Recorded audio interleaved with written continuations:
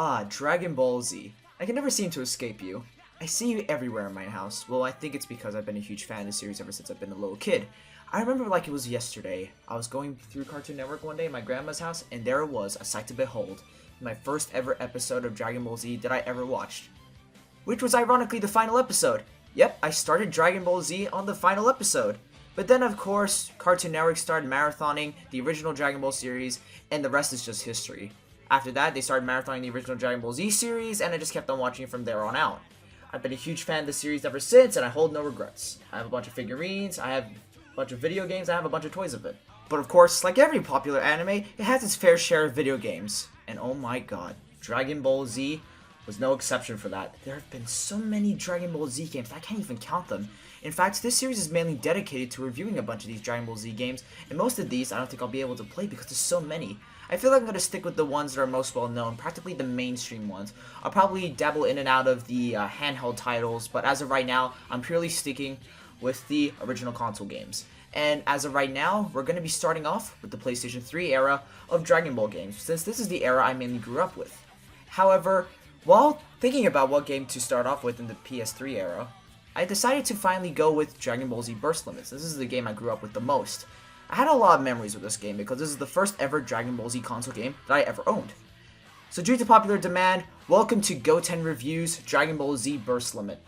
Now, I'm going to put all my personal bias aside and all my personal history with the game and try to give a review of this as a whole. I apologize if this review is not perfect since I've never done a game review before, but hopefully you all can enjoy this. And alright, let's pop this into my modified PlayStation 4, and yes, I am using a modified PlayStation 4. My PlayStation 3 is no longer working, so I had to modify my PlayStation 4 in order for it to play PlayStation 3 games. I'm sorry, but that's the best way I can review this game. I would prefer to have a PS3, but oh my god, they're so expensive. Yeah, so let's go into it. Dragon Ball Z Burst Limit was originally supposed to be the Dragon Ball Z game for the next generation of consoles, for the Xbox 360 and of course for the PlayStation 3. It was created by Dimps, the company that would later on go create, basically, the Xenoverse games. But they were most well known for the Budokai games. Anyway, during this time of Burst Limit's reveal, everyone was pretty excited for this. I mean, who could blame them? It was the same people that were making the Budokai games, and of course, it was going to be the next-gen Dragon Ball game. And considering the games that came before it, of course people were excited. I mean, I wouldn't blame them. However, when this game came out, it was received very poorly by fans and critics alike. Was this game truly that bad? I remember really liking it a lot as a kid. Well, let's get into the game. Now, one thing I could compliment Burst Limit for straight off the bat, it has a great soundtrack, from that familiar opening theme to the final battle boss theme at the very end of the game. This game has style, and I can't deny that. The music is so top-notch, and it's beautiful. Never before have we seen a Dragon Ball Z game with this HD soundtrack. It's great, it sounds amazing, and I recommend you give a listen to it. It's great stuff, trust me. And the graphics? Oh boy. Well, of course you can tell it has aged over the years, but to me, I think it still holds up. The graphics, of course, are reminiscent to the anime, and I feel like that's what they were trying to capture here. The only game that's ever gotten close to capturing the anime in terms of graphical upgrades is Fighters. But during this time, this game looked great. I mean, look at it. You can tell they were going for a certain art style. You can tell they were trying to appeal to a certain audience when it comes to this animation. And I like that because this showcases that they really did care for this game. Alright, now let's start with the story mode. And... Oh, it's coming back to me now. Alright, let's take a little bit of a breather here and let's just talk about this real quick.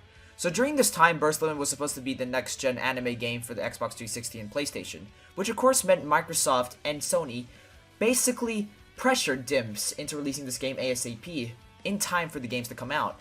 And it shows. It clearly shows here.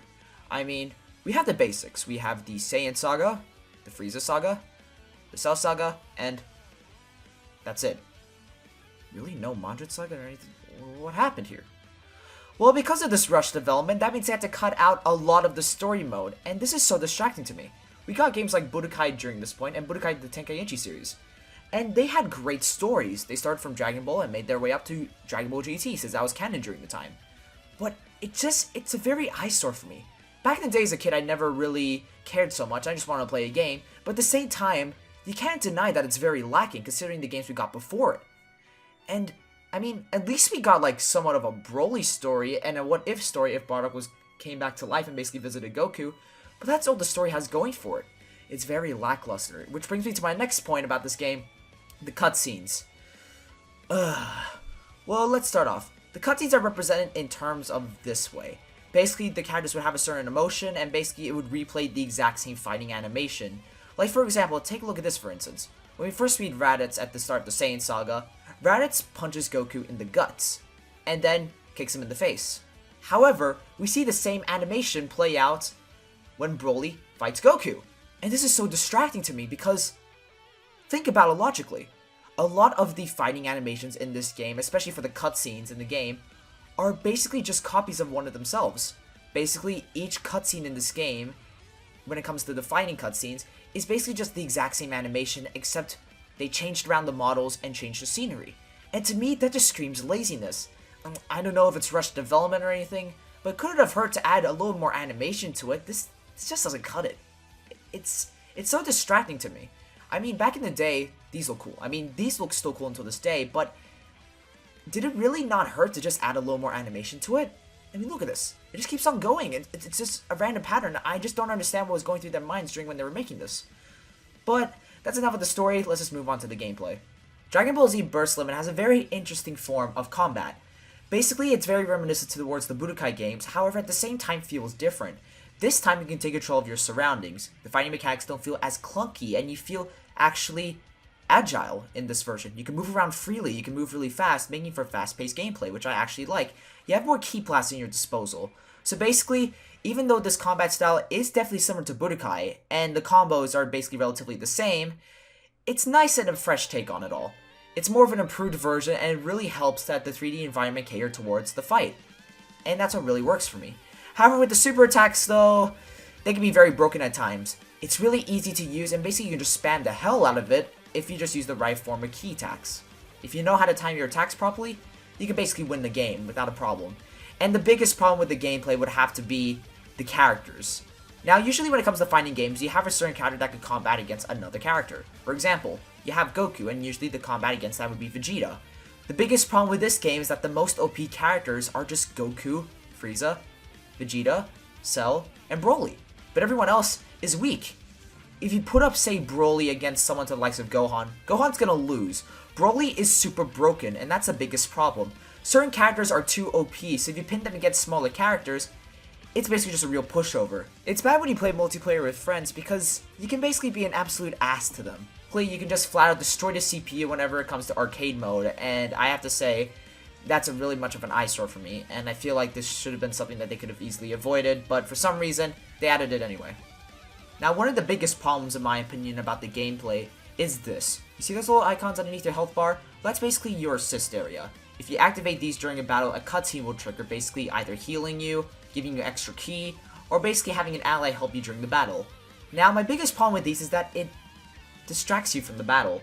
It ruins the flow of gameplay, and when it comes to a fighting game, I want to feel like I'm in full control.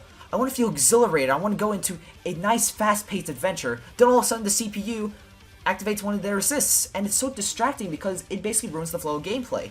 And I just can't help it. Maybe if these characters were in the background somewhere, help aiding you, like in Fighters or something like that.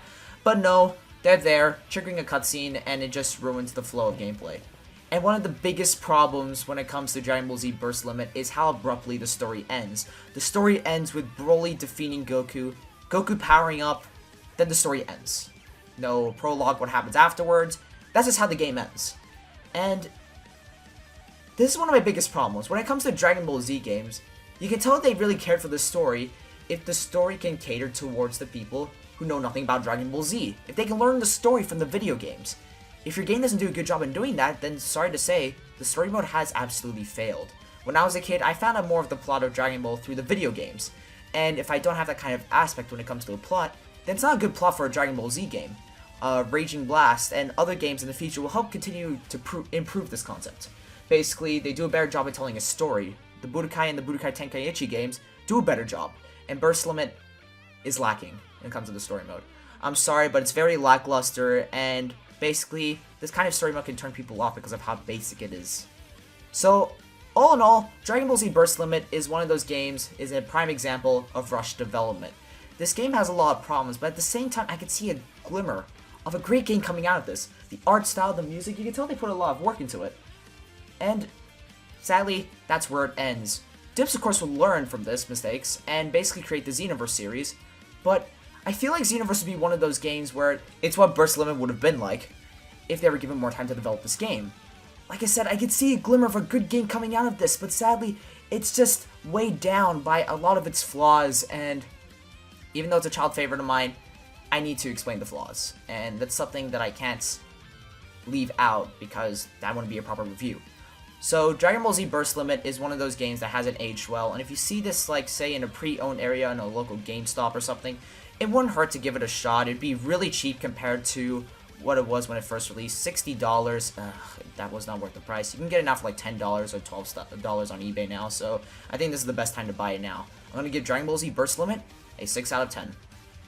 Alright, now that's it for this video. I'm sorry if any of you loved Dragon Ball Z Burst Limit coming out. This is just my overall opinion, and you don't really have to listen to it, but this is just my insight on the game in general. It kind of sucks when you grow up, because games you thought were really good back in the day, you have a different perspective on them when you grow older, and Dragon Ball Z Burst Limit is one of those games for me. However, it's going to get better on from here, because in the next video, we're going to be looking at the game that's praised by many fans, Dragon Ball Z Raging Blast and Dragon Ball Z Raging Blast 2. Anyway, I'm going to be reviewing these videos next. It'll probably take a while, but because there's a lot to cover in this one. But anyway, hope you all enjoyed the video. Have yourselves a fantastic night, and take care.